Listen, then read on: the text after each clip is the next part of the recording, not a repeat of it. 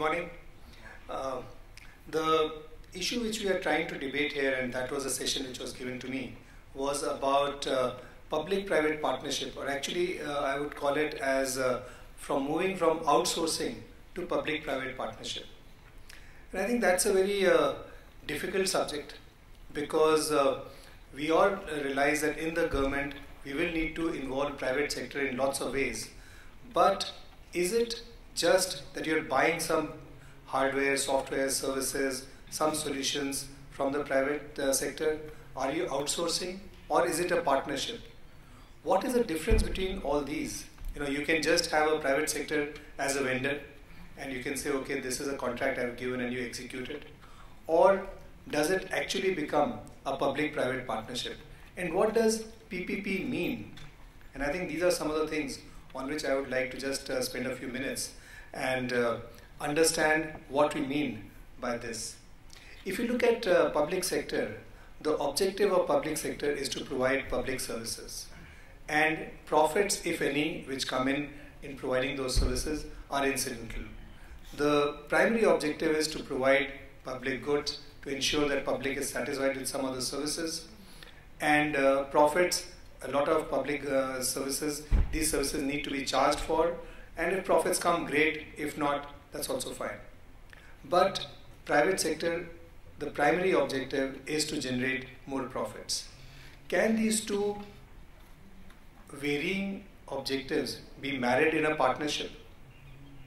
Can the private sector in this partnership work with more of an emphasis on public service and lesser on the profit? Will that happen? Will it not happen? And that's where structuring PPP relationships effectively become very critical, because we do realize that private sector will want to maximize their profit, and that will remain their primary concern.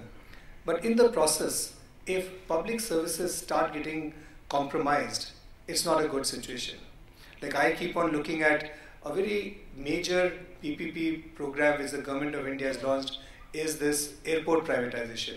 And I'm sure all of us at various points of time do realize when we go through Delhi airport, we go to Bangalore airport, Hyderabad airport, all of them are PPP projects, right? And there is an operator who is a partner with the Government of India in providing terminal services. But when I go to some of the airports, especially I know Bangalore and now increasingly in Hyderabad, you find that the space meant for the public, the people who are actually going through the airport, is getting minimized, and more space is being given to retail sector. There are more shops, more food outlets, etc. And you as a flying passenger find there is hardly any place for you to sit unless you want to have a Kingfisher beer or something. Then yes, there's enough space available. So how do you ensure that public services are still looked after, and not very often, which happens in the PPP partnerships, is that the private organization says, I'll just give acceptable level of service.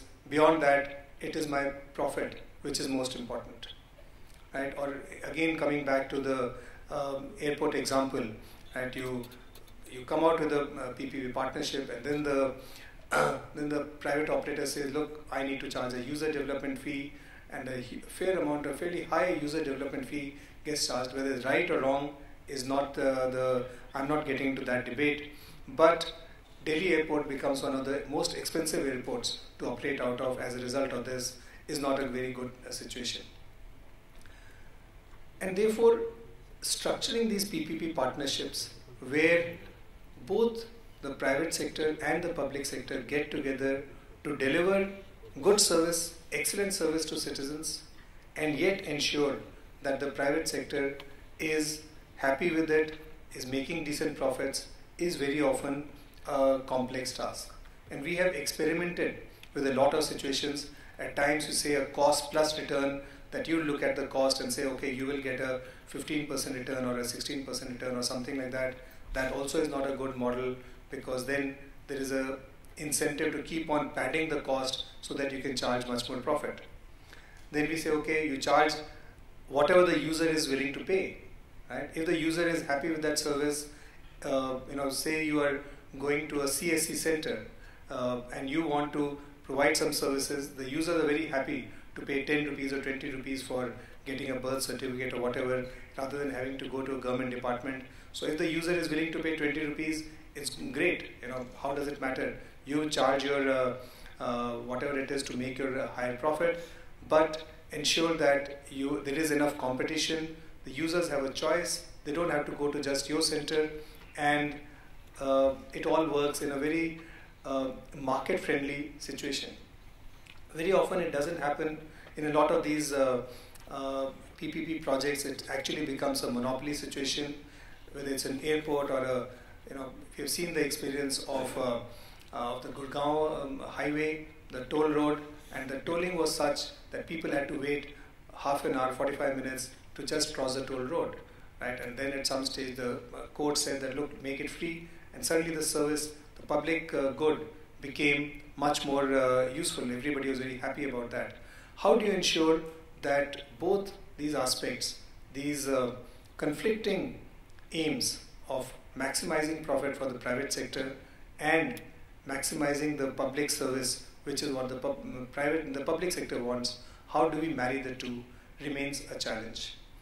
In various IT projects, whether it is Passport Seva Kendra and others, and we will Golok Simli is here, he'll talk about that is it working effectively as a PPP project, or is that just a vendor to whom you have contracted the work, and it's just a service, just a outsourcing contract which you've got?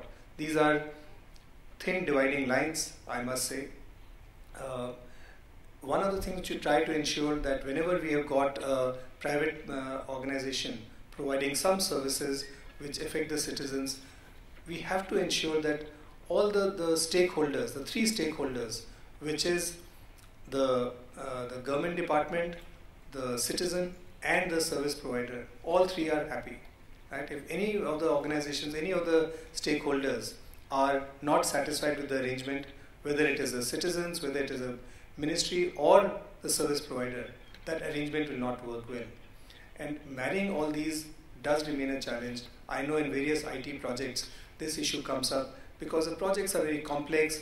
A lot of issues come up which were not anticipated, some things which were not planned, and then there is a big debate which comes up of how do you pay for all that, and all these become very contentious issues which we have to do in a very judicious manner to ensure that all the three parties, all the three stakeholders remain happy. So I think I just want to say that involving private sector in providing public services will keep on increasing.